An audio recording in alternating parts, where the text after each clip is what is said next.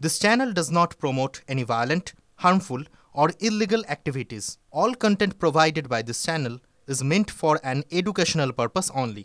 SIR শুরু হতে না হতেই মুর্শিদাবাদ জেলা জুড়ে বোমা উদ্ধার হতে শুরু করেছে। ভগবানগোলা, লালগোলার পর এবার ডোমকল থেকেও উদ্ধার হয়েছে তাজা বোমা। লালগোলা থেকে দুজনকে ইতিমধ্যে পুলিশ গ্রেফতার করেছে। লালগোলা থেকে দুজনকে পুলিশ গ্রেফতার করেছে। ডোমকল থেকে উদ্ধার হয়েছে বোমা।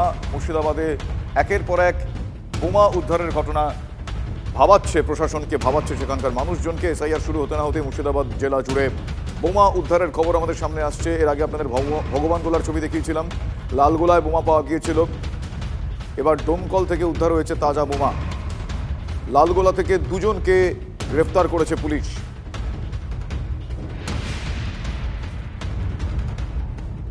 ভোটের আগেই মুর্শিদাবাদ জেলা জুড়ে একের পর এক বোমা উদ্ধারের ঘটনা।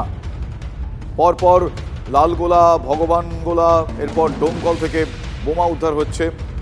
ইতিমধ্যে এই ঘটনায় সর্বশেষ পাওয়া খবর অনুযায়ী আমরা জানতে পেরেছি যে লালগোলা থেকে দুজনকে পুলিশ গ্রেফতার করেছে। এদেরকে জিজ্ঞাসাবাদ করে পুলিশ জানার চেষ্টা করছে যে কী কারণে সেই বোমা মজুত রাখা হয়েছিল, এই ঘটনায় কারা কারা যুক্ত, এই যাবতীয় বিষয়গুলো খতিয়ে দেখা হচ্ছে।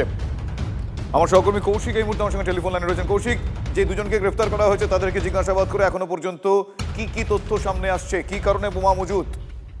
দেখো, যেগুলো পুলিশ সূত্রে এখনো পর্যন্ত জানা গেছে, এলাকায় বিভিন্ন দুষ্কৃতিমূলক কাজকর্মের জন্যই কিন্তু এই বোমাগুলো মজুত করা হয়েছিল লালগোলায়, এমনটা জানা যাচ্ছে। এর পাশাপাশি ভগবানগোলাতেও কিন্তু দুইজনকে গ্রেপ্তার করেছে পুলিশ, এমনটাই জানিয়েছে। তবে এলাকায় যে দুষ্কৃতিমূলক কাজকর্ম বা জমি দখল, এই সমস্ত কাজের জন্যই কিন্তু করা হয়েছে, এমনটাই পুলিশ সূত্রে জানা গেছে। তবে যে একের পর এক জেলা জুড়ে যে বোমা উদ্ধার, সেখানে কিন্তু চিন্তা বাড়িয়েছে। কারণ এসআইআর আবহ, সেই আবহের মধ্যে প্রথমে ভগবানগোলা, তারপরে লালগোলা এবং পরবর্তীতে ডোমকল, প্রায় 24 ঘন্টার মধ্যে পৃথক তিনটি জায়গা থেকে যে সকেট বোমা উদ্ধার হয়েছে তা নিয়ে কিন্তু চাঞ্চল্য। তবে পুলিশের পক্ষ থেকে দাবি করা হচ্ছে যে তারা যে হেল্পলাইন চালু করেছে তার ফলেই কিন্তু এরকম কাজ উদ্ধার হচ্ছে। কিন্তু তার থেকে বড় বিষয় হলো যে এই বোমাগুলো মজুত করেছিল কে বা কারা, কোথা থেকে এনেছিল, সেই সব বিষয়গুলো কিন্তু খতিয়ে দেখা হচ্ছে পুলিশের পক্ষ থেকে।